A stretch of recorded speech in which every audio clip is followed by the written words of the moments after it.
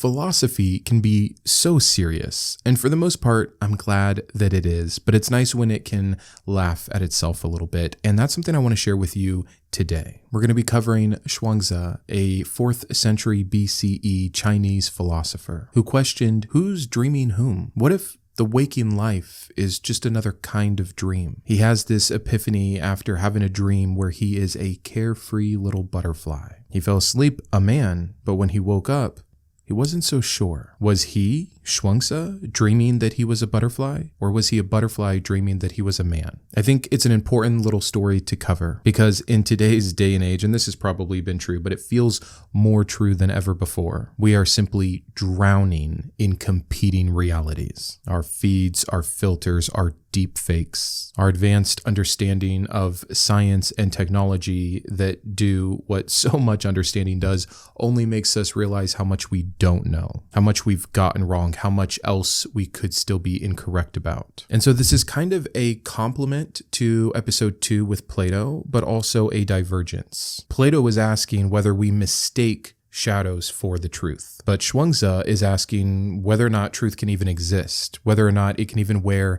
a fixed face at all. Now, some people immediately get confused here. They think, it's nihilistic. It's a weird sense of apathy that can do no good. No, it's skepticism, plain and true. And in Zhuangzi's version of skepticism, it's playful, it's light, it's endearing, a way to hold certainty lightly without giving up meaning. And so I'm really excited to tell you more about this philosopher, more about his butterfly dream, a few other jokes and parables that he has, his unique philosophy, and how we can practically apply that in everyday life. That's the agenda for today. And it's interesting because he lives at the exact same time as Plato, just jumping from Greece over to China. And it's fascinating to understand a little bit more of his background. So I'm going to start there. He is living in a time in China where there is just constant war and constant conflict, and also where philosophy is really trying to ground down and figure out what is going on, what is truth. The Confucians are over there writing solemn rules to live by. The legalists are drafting laws. The Moists are calculating morality using logic. By the way, I'm not saying any of these things are bad. I'm just giving you the contrast so we can see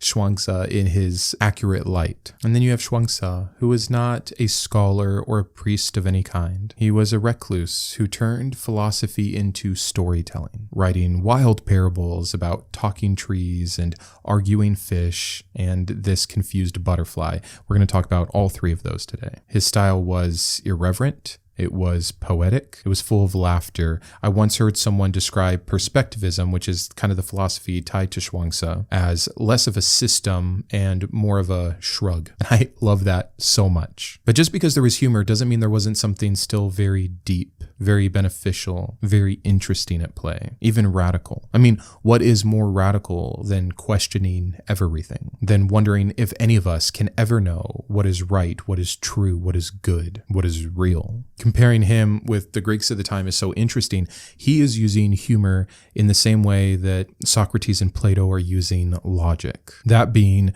to unsettle arrogance. That's really what so much of this, what we've covered so far on this channel is. Can we stop assuming that whatever we think is reality? Can we stop assuming that whatever we were born into happens to be the best or most real version of whatever the claim is, whether it's political or religious or cultural? Can we just loosen our grip on certainty a little bit, not to fall away into nothingness, but to better live in the unknown, which is our actual reality, as far as we can tell. This is also tied, if I haven't mentioned it yet, very much to Taoism, to the way. So Lao Tzu is writing the Tao Te Ching, which is honestly one of my favorite works ever. If you want to consider this religious, just to say you have a religion, then by all means, this would be the one to do, but it's really just a wonderful philosophy. So the groundwork for the Tao has been laid here, but then again, Zhuangzi comes along with the inner chapters, and again, all books will be listed in the description down below, and he thinks, well, if all distinctions are relative, even Taoism would be just another name, just another idea. He often quotes references from Lao Tzu, but refuses to even treat him as an authority. In fact,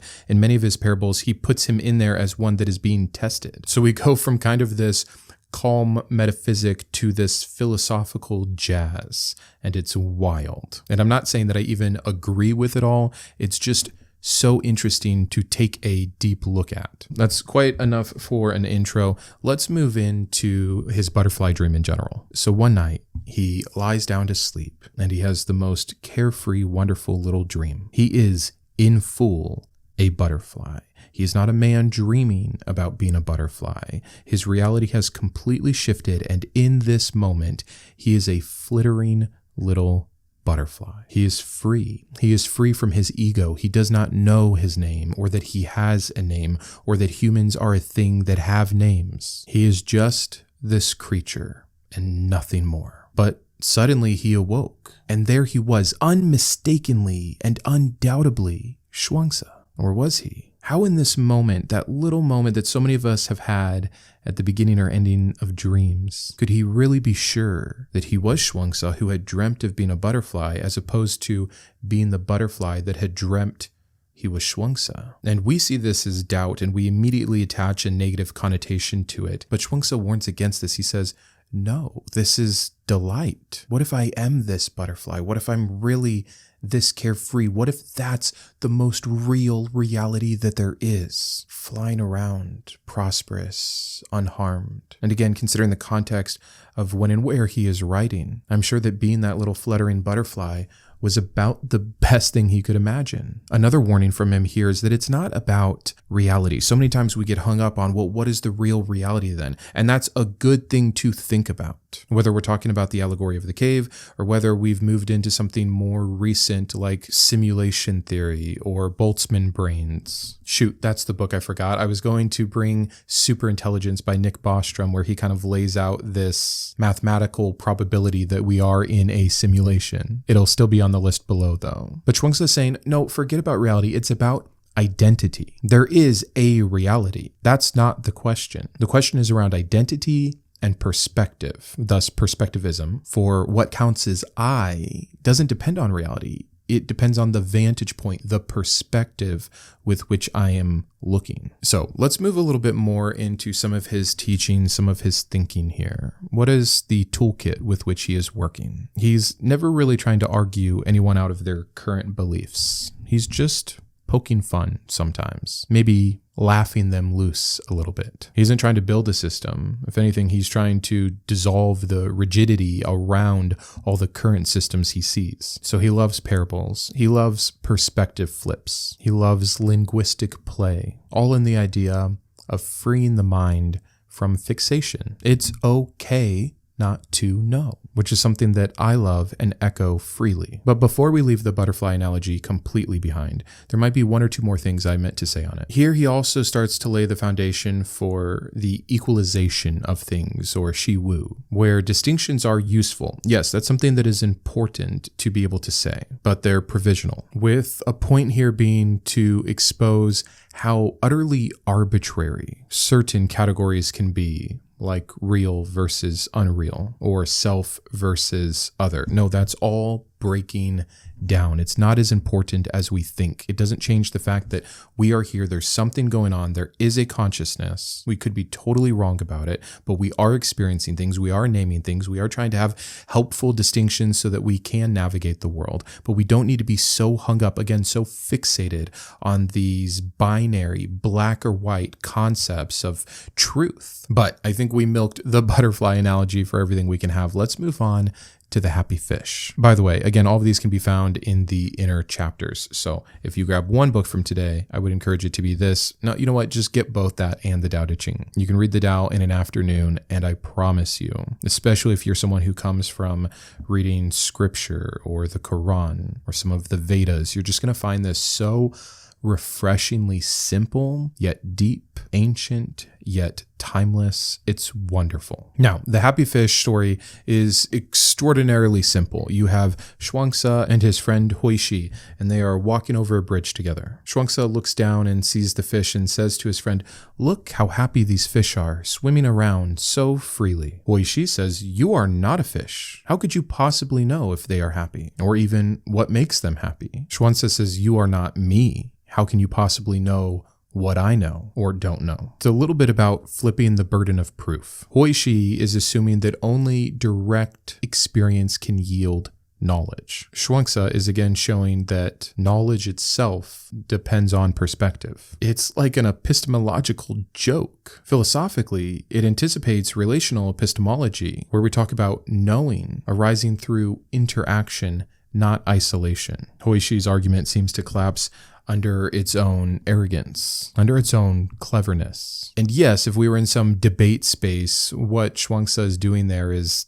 kind of ill. But in terms of a teaching via a parable, it's just showing the doubt, the skepticism is a bit limited, that it's not usually going all the way. You think I can't know about a fish because I'm not a fish? I'm as different to you as a fish is to me. How can you claim then to know what I can or cannot know based off who or what I am when I am so different than you? Be consistent, go all the way with the logic. So I know it's a bit muddled to try to explain it, but hopefully I got that one across. Let's talk about the tree, a rather useless tree. So in this story, we have a carpenter named Shi. Shi is traveling with his apprentice, and they come across this enormous and ancient tree, but its branches are twisted and knotted, its trunk is all gnarled, its bark is scarred, and its wood is coarse and irregular. The apprentice is there marveling at the greatness, the size, the time of this huge tree. But the carpenter just laughs and says, "This tree is worthless. You can't make boats or coffins or coffee tables. Its wood is useless." Well, later that night, the carpenter has a dream in which the tree speaks to him. The tree says, "You call me useless, but that's why I'm still here. Look at those other trees, so straight and smooth, so much of what you love. Everyone cuts them down. They die young, made into tools and beams. But I've been called useless my whole life, but because of it, I'm still here." And when the carpenter wakes up, he realizes the tree is right. So what's the philosophical point here? Zhuangzi is attacking a very old idea that is everywhere. This isn't just like a Chinese thing. This deep assumption that seems to just plague mankind, that value equals usefulness. This is such a great thing to deconstruct, no matter where you end up ultimately believing. Have you really considered this? Have you contended with this idea? In other words, we tend to treat things, and yes, even people, as means to an end, that their worth is measured by what they can do, specifically, most of the time, for us. And here we see that the tree's uselessness actually becomes its shield. Because it doesn't fit human plans, it's actually free to grow and twist and live as it pleases. It's a parable about freedom through nonconformity. When we conform to the group, we get cannibalized by the group. It might be him speaking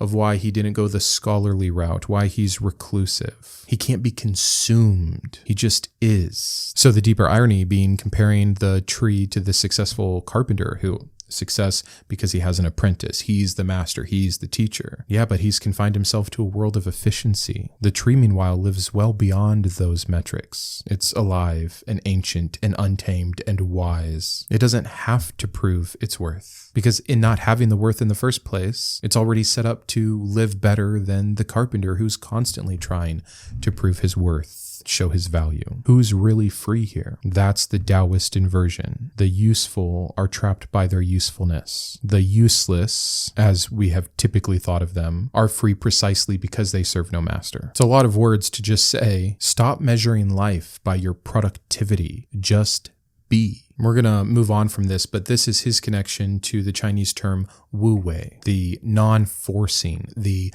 non-striving action. We can see that so clearly with the tree, who's not competing, doesn't quite literally bend to purpose, doesn't resist the flow of the Tao. It simply grows according to its nature, wu wei. So those are some examples of his parables, and honestly, we could probably make the entire episode out of that, but I want to give you a more high-level understanding of this very unique philosopher. The next thing that he loved to do are what we would call perspective flips. He is constantly changing scale and identity to show how truth can shift with context. What's big to humans may be very small to the cosmos. What's life for us may be death for something else. What's human to us may be spirit or beast to another thing. Even death is relativized to Zhuangzi when his wife dies. Yes, of course, at first he mourns, but then through the perspective that he is taking, he chooses to sing, realizing that life and death are just transformations, not opposites. Again, in the very black and white binary way that we have labeled things. And the point here with all of this is that perspective isn't an obstacle to truth. It is the condition of truth, which is just a brilliant way to conceptualize of this. We can't escape our vantage point, true, but we can soften its borders. We can expand our starting point. And there's a ton of modern parallels with this. I mean, you can look at the relativity of Einstein, the perspectivism of Nietzsche that is very closely tied to this, where truth is a mobile army of metaphors. We see that. I brought it out. I know I've covered Nietzsche so far in all 3 episodes, but specifically in Beyond Good and Evil, we can see that mapped out really well. Zhuangzi anticipates all of this, just true acceptance. Again, a philosophy that is simple and sweet and joyful and laughable. Skepticism, but with a smile. Let's do some more comparisons here, and then we'll move into, again, that kind of practical application. He's not the only one to have this dream dilemma, which many of us have just had intuitively, but in Western philosophy is first really documented by Descartes. He argues if dreams can mimic waking to the degree that when we are in the dream, we fully accept it as reality without question, then how can we ever know when we're awake? How do we know we're not going from one dream to a more realistic dream, which is the same problem that we stated as one of the good contentions with Plato's allegory of the cave?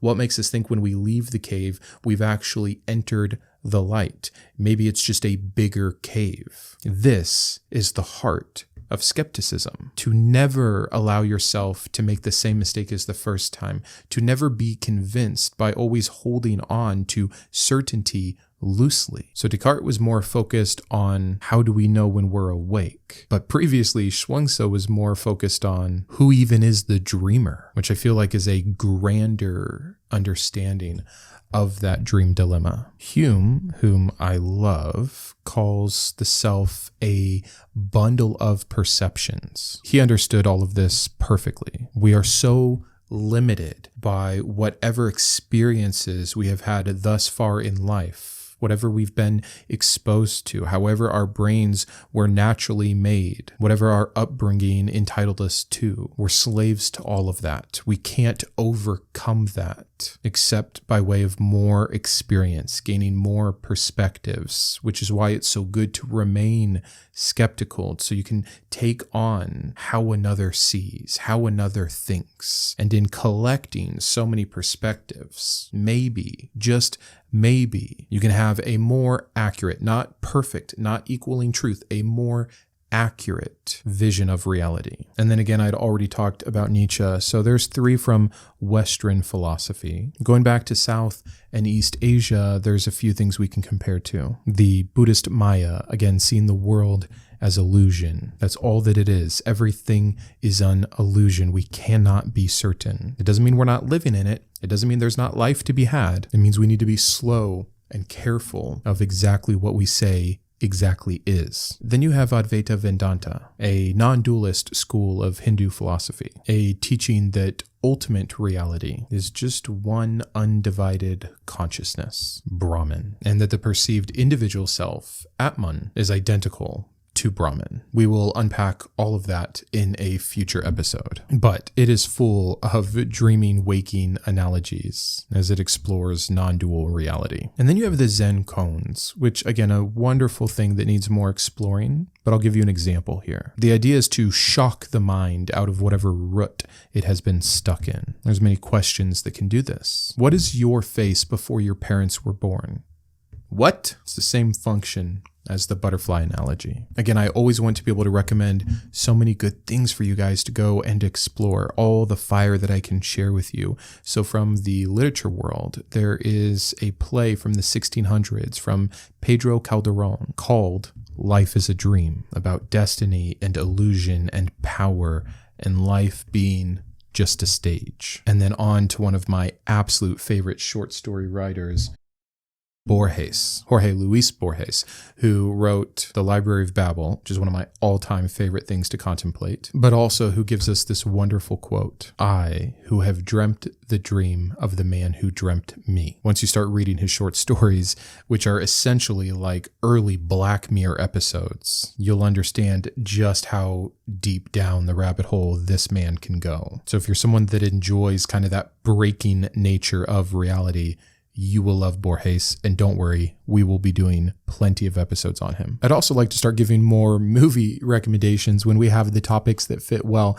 If you haven't seen Waking Life, Inception, which most of you probably have seen, and then Everything Everywhere All at Once, those three, chef's kiss to what we're talking about today. Let's kind of wrap up with, what do we do with all this information?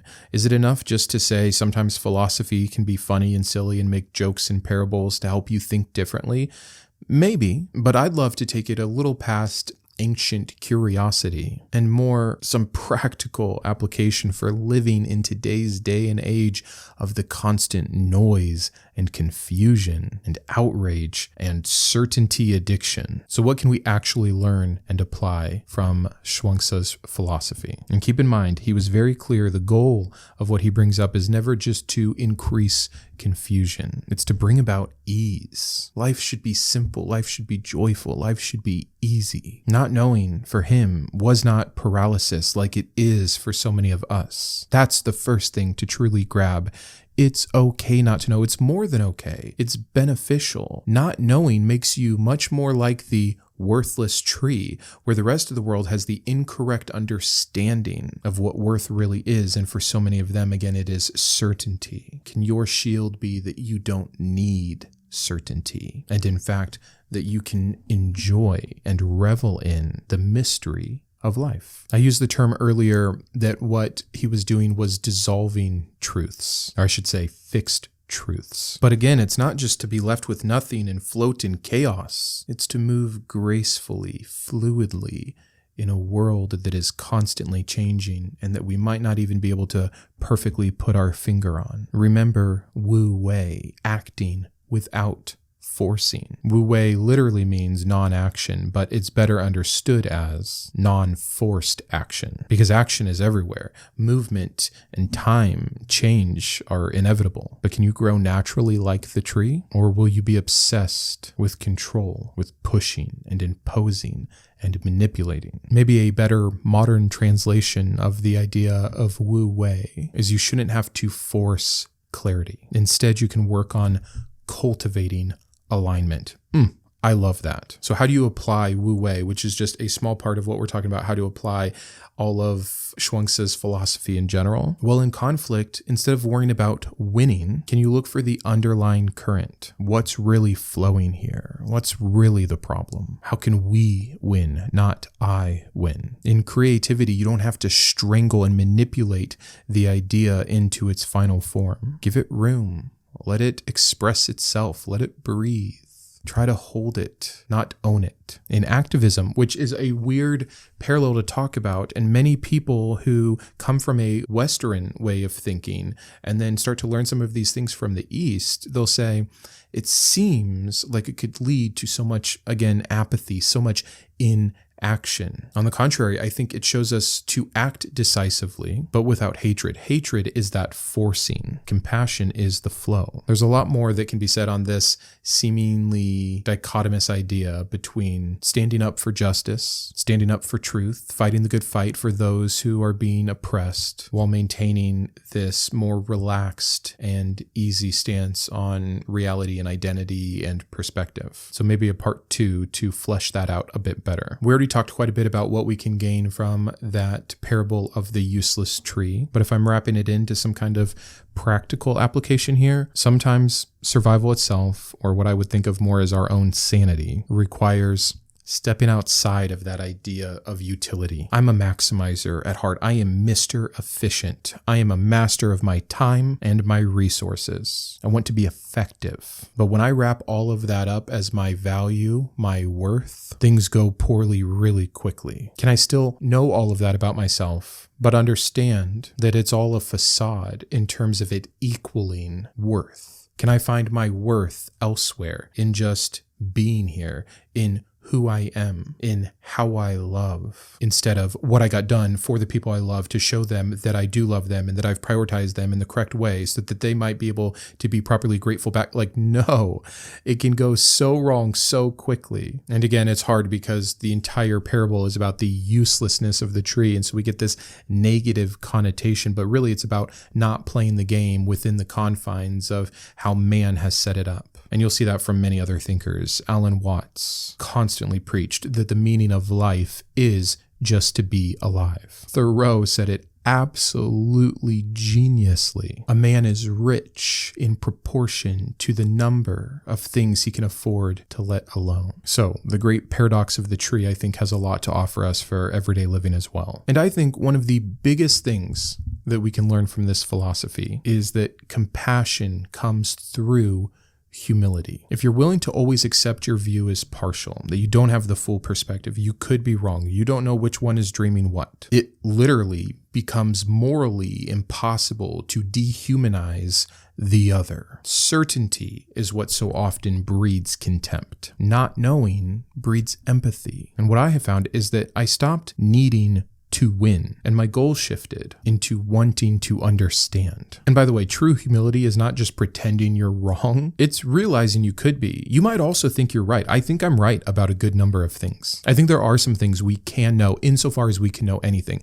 If you want to say that truly we can't actually know by definition of perfect truth and reality anything, I'm with you. Again, we could all just be a brain in a vat. But within the confines of the reality that most of us are in agreement with, I think there are some things we can know. And I think it's important to act as if we can. But I also fully admit that I could be wrong, and I'm willing to be wrong. That, to me, is what it's all about. That's what the true essence of skepticism that so often gets lost in the minutia of people saying, oh, well, then you just can't ever agree or believe in anything or desire anything. You're going to be totally apathetic and nihilistic if you're a skeptic. No, that's all a falsehood. It's just moving forward under the impression that you're willing to retrace your steps and start again. I really think it's that simple. So if you were looking into this subject or curious about these kinds of philosophies because you wanted to escape the world, I think you've come to the wrong place or with the wrong expectation. This isn't about escaping the world. It's about moving through the world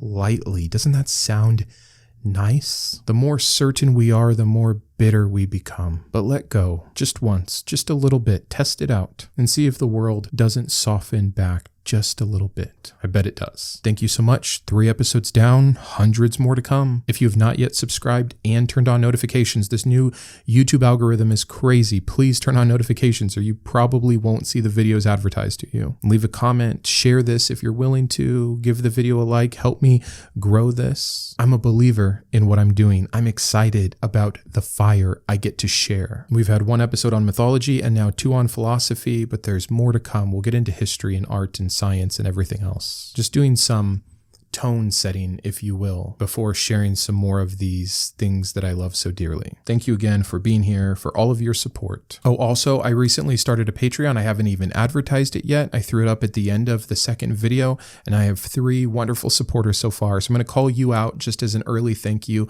but Stoic, Tom, Lori, and Daemon, thank you so much to the 3 of you for being early supporters of this mission and holding up a few embers when we can to light what can otherwise be a very dark place. So again, thank you. And if you want to support all of that, join the Patreon. I'll see you on the next one. And until then, keep sharing.